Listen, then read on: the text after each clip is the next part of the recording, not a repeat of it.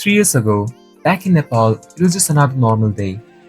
I woke up in my room, checked my notifications, then opened Instagram and started scrolling, basically wasting time. At that point, I wasn't searching for scholarships or even looking for ways to study abroad. But then, out of nowhere, a random post appeared in my feed.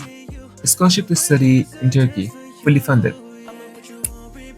At first, I thought, another random post, probably not for me, but something made me click it, and that click completely changed my life.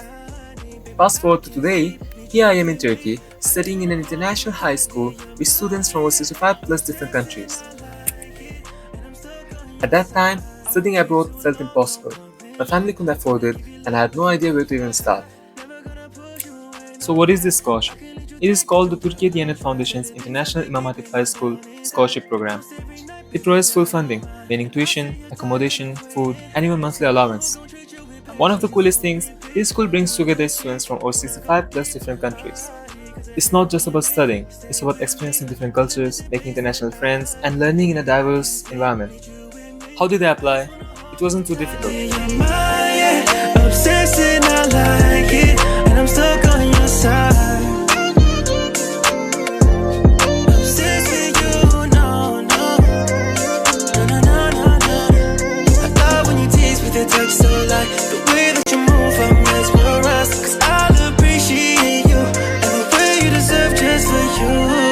Put you on repeat, you in those jeans, wanna go deep in your body, cause I hate when you leave, stay with me. How did I apply?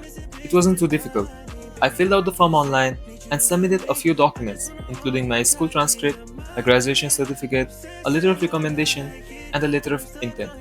In my case, I used the BLE report card as my graduation certificate.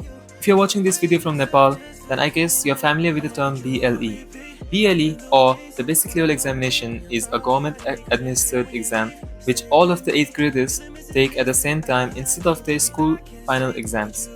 Since Nepal doesn't have a separate middle or high schools, I didn't have a traditional middle school graduation certificate. Our education system consists of school up to grade 10, followed by grade 11 and 12, which we refer to as college. After that, a bachelor's degree, which takes 4 years, a master's degree, which takes 2 or 3 years, and finally a PhD, which typically takes 2 to 3 years. Then came the scariest part, the interview. It wasn't difficult either, but for a 13-year-old boy who was experiencing his first formal interview, it definitely was nerve-wracking.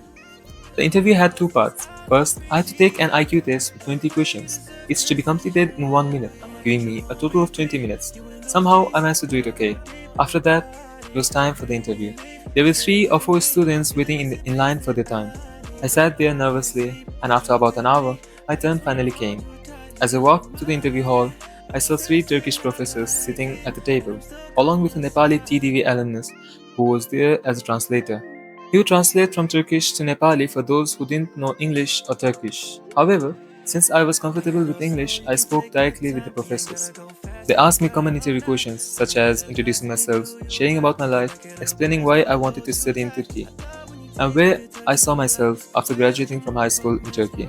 They also asked why they should select me, as well as about my strengths, weaknesses, and hobbies. They also handed me a piece of paper with a math question. They didn't ask me to solve it, just to identify which formula to use. It was not exactly an easy question, but I did it within a few minutes, though I don't remember exactly what the question was. The entire interview lasted around 20 minutes, and for a 13-year-old, it felt like the most intense 20 minutes of his life. However, I somehow managed to stay calm and answer all of their questions. To be honest, the professors were really kind. The moment I sat down, they could see how nervous I was, so they tried to make me feel comfortable. By the end of the interview, just before I left the room, they even also offered me a Turkish candy, which was absolutely delicious. Then, the wait began. After weeks of waiting, I finally got the email. And guess what? I was accepted! I filled the form in February, and the interview took place in June, and the email saying that I got selected came in September. And on November, I was officially going to Turkey. To be honest, it was the first time I had been to Turkey. But the moment I landed, everything felt different. The people, the streets, the food. But the hardest part, the language.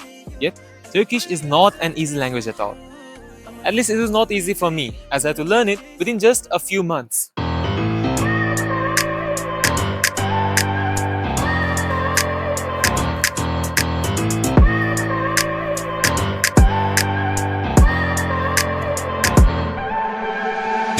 look at people and I wonder all day, who are you and you are not the one in your way. And then I think about myself and I stayed. I'm a pretty boss with almost your brainwaves. I'm a freak in the sheets, but I got class. I'ma grab an ass if you want it. Best you ever had, give it to you back. Ooh.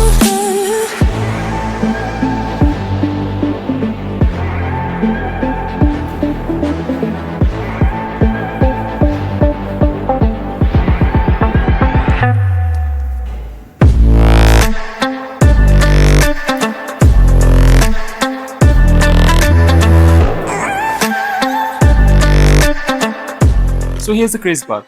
I had to learn Turkish in just one semester before jumping into a full-time studies. And not only that, I had to finish my whole 9th grade curriculum into the other remaining one semester. Basically, I crammed a whole year's worth of school to a few months. And somehow, I survived. Now, in 11th grade, I reflect on how transformative my experience has been. Studying alongside students from literally 65 plus different countries has broadened my horizons. If you're considering studying abroad, especially through scholarship programs like TDVs, I would highly recommend and encourage you to explore these opportunities. So if you're watching this and thinking about applying, just do it. You never know where life might take you. And who knows, maybe 3 years from now, you'll be making your own scholarship story. I know you like it, can't fight it. I might let you ride the wave. I'm New York and you're LA. Come together, feel the shock waves.